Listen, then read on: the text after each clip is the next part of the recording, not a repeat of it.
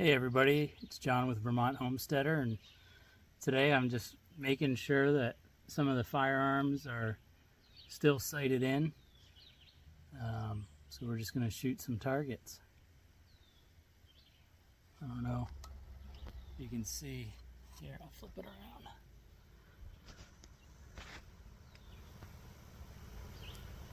It's 100 yards. We're going to be shooting at that target down there.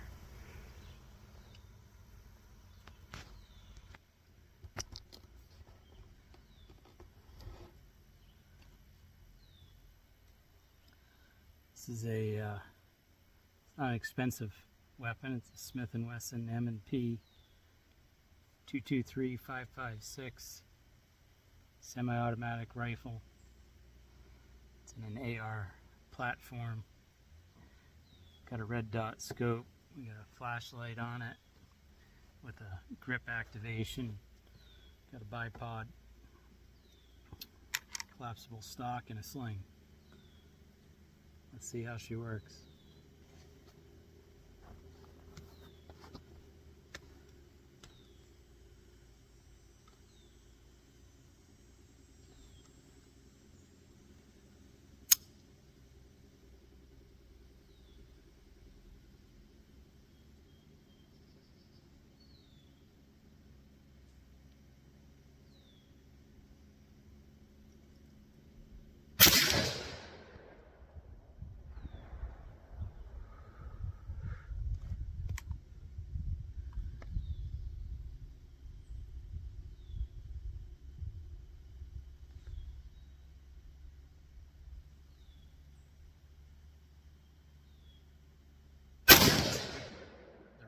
The red dot pretty much takes up the whole target. So when you shoot, you should take a deep breath in and exhale it slowly as you're squeezing the trigger. Put the safety on because we're done shooting. I'm going to go down and take a look. And that'll help you level out your shot, control your breathing. Still doesn't help with your heart rate, which is about all that should be affecting it with this setup. Is literally every time your heart beats, it will move your body. So you just got to try and lower your heart rate, take a deep breath and let it out nice and slow. You want to be on the bottom of the trigger and you want to squeeze it very slowly. It should surprise you when it goes off. We'll go see how I did. So you can see my original 5, the black dots that I put on here. I would assume these 2 up here are me, just shaken just a tiny bit. And then the next 5, the ones that I just shot, are here, here, here. That's a nice group. But then I got a flyer here and a flyer here. So, you know, I'm not looking to be a sharpshooter here. I'm using this thing. It's for home protection, self-defense in a home invasion situation. Also for varmints. If the old groundhogs are eating my garden, they gotta go. I put out live traps, but if they won't go in it and they're eating the garden, then they gotta go. Don't like to kill things without eating them, but they'll eat all my food that I put up for the winter, and we can't have that. So far I haven't had a problem, so I haven't had to use it. So basically it's just a hunk of metal and plastic that sits in the gun cabinet. That's about all it is. But you gotta sight them in once in a while, or make sure they're still sighted in. This is me. I'm 56 years old. I mean, the bulk of them are pretty good. And I got a flyer, a flyer, a flyer. So, you know, I'm happy with that. I'm not going to mess with my scope at all on that. So we're going to put this one away and we're going to get out a different one. So I unloaded the first rifle. There's nothing in the chamber. Probably can't see that with my arm there. So you pull the bolt back with no mag in it. And you visually check it as well. There's nothing in the chamber. The mag is here. This is a AR-15 mag loader. Makes things easy. I have 6 rounds in it already. 1, 2, 3, 4, 5, 6. Holds 10 per row. There's 7. There's 8.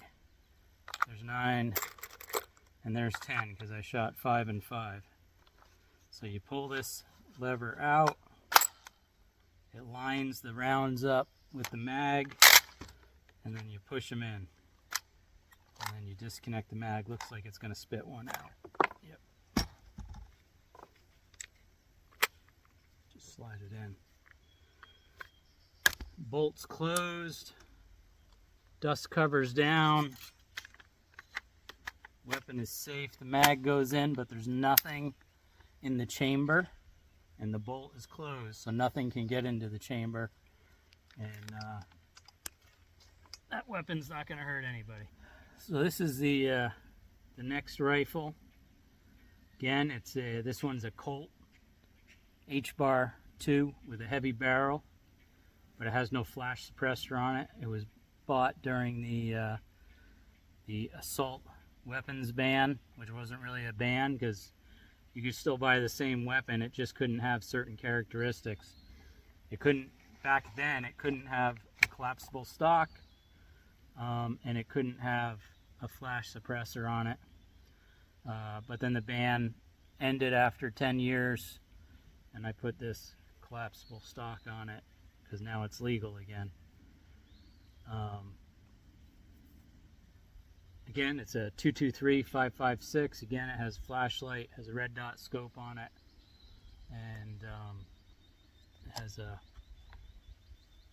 has a grip activation on the light. I'm going to turn this red dot on. There we go. And the mag is in, and like I said with the other rifle, the bolt is closed, mag is in, and but we're going to load one in here. So you just grab the T handle, you pull it all the way back, and let it drop forward. There's now one in there. So as soon as I pull this, push it, well, I would say the weapon is no longer safe because there is one in the chamber. And then I'm going to make it doubly unsafe when I flip this safety off. So now, if I pull the trigger, a round will come out the end of the barrel. So we're going to see how this one's shooting. I'm going to shoot 5 rounds.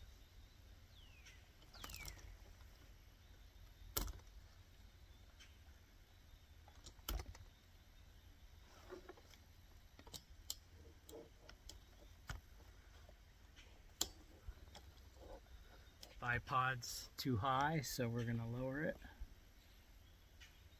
Now it's too low.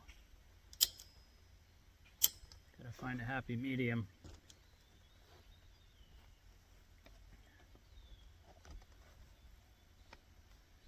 There we go. Okay, here we go.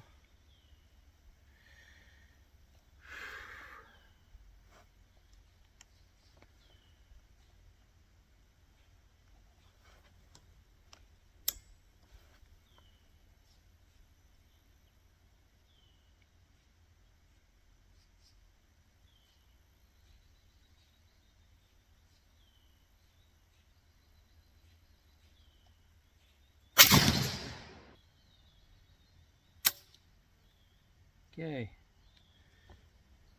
Yep. So we had the bolt didn't go all the way forward, which means we probably had a feed problem.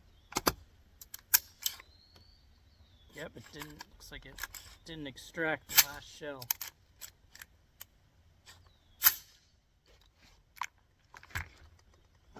Actually it did, it extracted the last shell and fed one in, but it didn't go all the way in for some reason.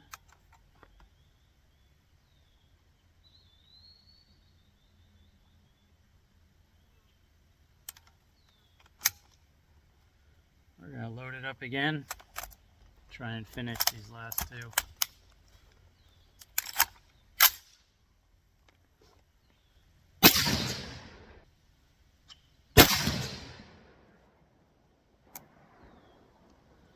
Safety on.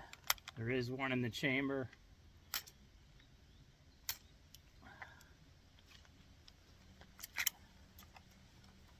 We're gonna go check how we did. I don't think I shot very well, but we'll see. So, I came up here after the 100-yard shooting and I hadn't hit the target at all. So I don't know what's up with that. I went to 25 yards and I put 2 here and 2 here. So there is a possibility that the scope is out of alignment and it's shooting high. So I'm going to adjust it down and then I'm going to shoot it 100 yards again. See what happens. So we're back here at 100 yards.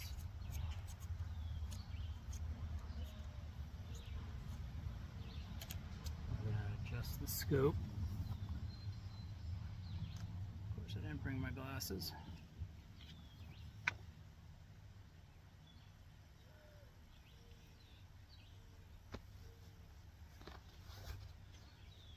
think I got a quarter in my pocket. And we're going to bring this down. Right down 12 clicks. We'll see where we're at.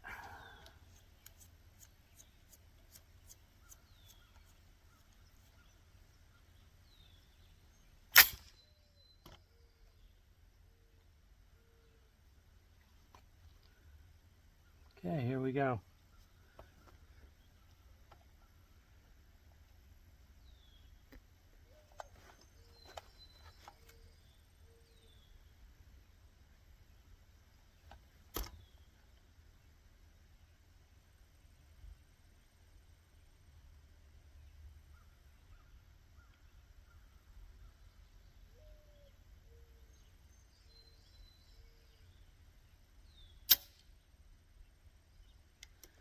This mag appears to be having a problem.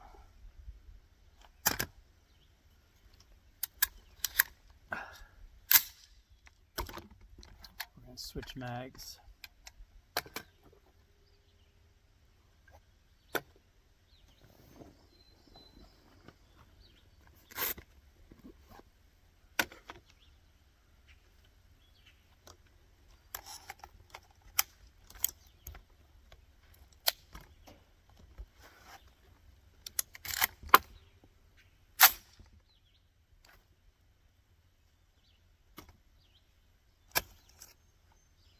Does not appear to be the mag.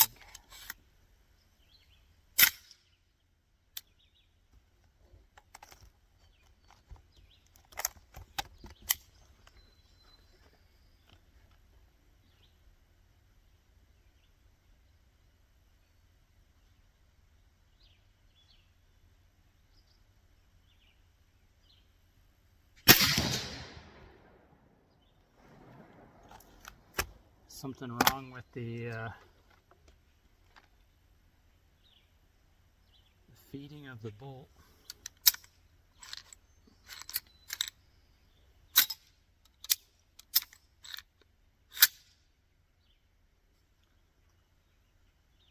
Might just need to be oiled.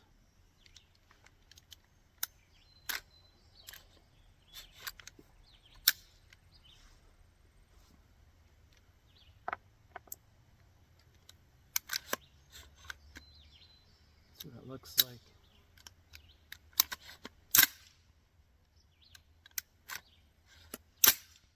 Yep.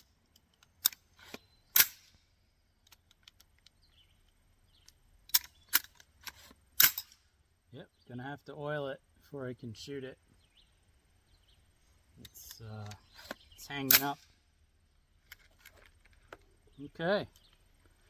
I guess that's gonna be it for the rifle until I take care of it. Get the bolt to stay open. Get safety on. It's unloaded. It's safe. Not happy about that, but that's why we shoot them. Make sure there aren't any problems, so if you need it, you know it's going to work. And right now I don't know that that one's going to work, so I'll have to take apart the bolt, clean it, oil it, and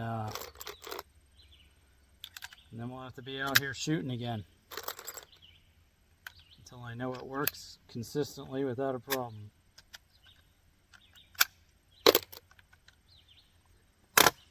Go shoot the handgun. So I came down here to the target, and I shot 2 rounds at that rifle, I'm pretty sure. Neither one of them is on paper, so that's not good. So I got a lot of work to do with that rifle. Apparently it's taken some bangs to the scope, and it needs some lubrication in the bolt or bolt carrier, and I'll have to spend some time maintaining that. So I brought my handgun down with me, off-duty carry. It's a Colt Defender 45 caliber, and we're gonna shoot that a little.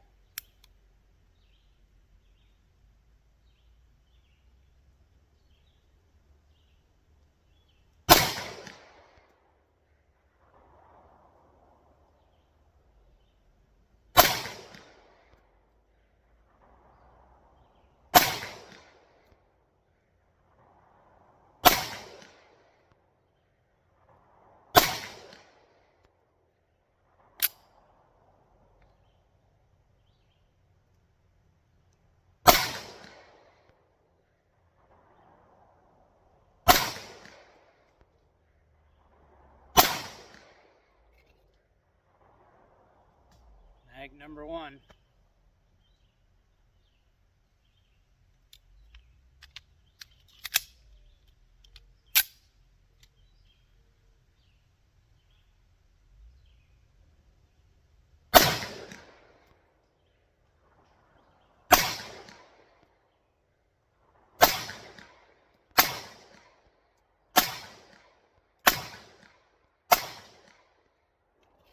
Mag number 2.